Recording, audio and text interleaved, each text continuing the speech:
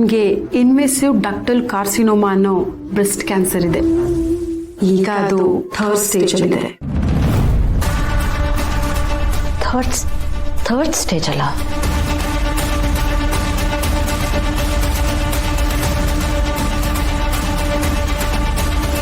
But ಈಗ medical advance ಆಗಿದೆ ಅಲ್ವಾ?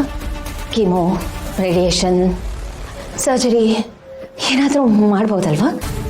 ಸ್ಟೇಜ್ 1 ಅಥವಾ ಸ್ಟೇಜ್ 2ನಲ್ಲಿ ಇದ್ದಾಗಲೇ ಗೊತ್ತಾಗಿದ್ದಿದ್ರೆ ಖಂಡಿತ ಅವಕಾಶ ಇತ್ತು ಭೂಮಿಕಾ ಅವರೇ. ಮೊದಲು ಕೀಮೋ ಕೊಟ್ಟು ನಂತರ ಸರ್ಜರಿ ಮಾಡ್ಬೋದಿತ್ತು.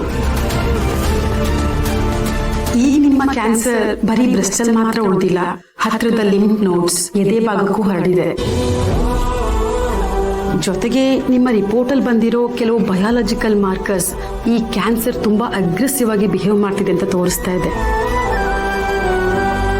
ನೋಡಿ ಭೂಮಿಕಾ ಅವರೇ, ಈ ಹಂತದಲ್ಲಿ ತುಂಬಾ ಸ್ಟ್ರಾಂಗ್ ಕೀಮೋ ಕೊಟ್ರು ಅದರಿಂದ ನಿಮ್ಮ ದೇಹಕ್ಕಾಗೋ ಲಾಭಕ್ಕಿಂತನೂ ತೊಂದರೆ ಆಗೋ ಸಾಧ್ಯತೆನೇ ಹೆಚ್ಚು.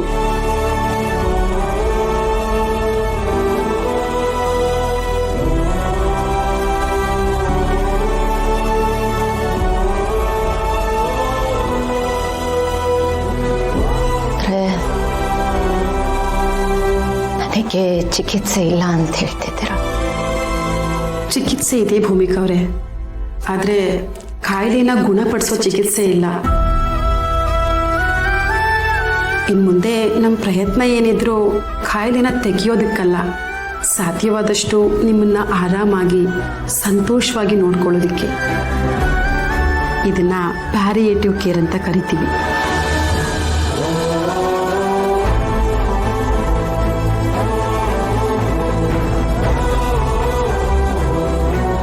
ಡಾಕ್ಟರ್, ಬಟ್ ನಾನು ನಾರ್ಮಲ್ ಆಗಿ ಇದ್ದೀನಿ. ನಂಗೆ ಇಷ್ಟು ದೊಡ್ಡ ಕಾಯಿಲೆ ಇದೆ ಅಂತ ಅನ್ನಿಸ್ತಾನೆ ಇಲ್ಲ. ಈ ರಿಪೋರ್ಟ್ ಪಾಪ ಬೇರೆ ಯಾರ್ದು ಇರ್ಬೋದಲ್ವಾ? ತಪ್ಪಾಗಿರ್ಬೋದಲ್ವಾ? ಇಲ್ಲ ಭೂಮಿಕಾ ಅವರೇ, ರಿಪೋರ್ಟ್ ಒಂದ್ಸಲ ಅಲ್ಲ 2 ಸಲ ನೋಡಿ ಕನ್ಫರ್ಮ್ ಆದ್ಮೇಲೆ ನಿಮಗೆ ಹೇಳ್ತಿರೋದು. ಈ ಪ್ರಶ್ನೆನ ನೀವು ಮಾತ್ರ ಅಲ್ಲ, ಬಹುತೇಕ ಎಲ್ಲಾ ಪೇಷಂಟ್ಸು ಕೇಳ್ತಾರೆ. ಯಾಕಂದ್ರೆ ನಮ್ಮ ದೇಹದೊಳಗಡೆ ಏನಾಗ್ತಿದೆ ಅನ್ನೋದು ನಮಗೆ ಗೊತ್ತಾಗಲ್ಲ ಅಲ್ವಾ?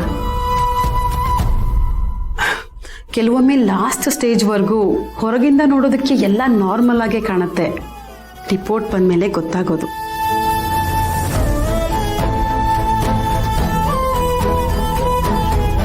ಮುಂದೆ ಏನಾಗುತ್ತೆ?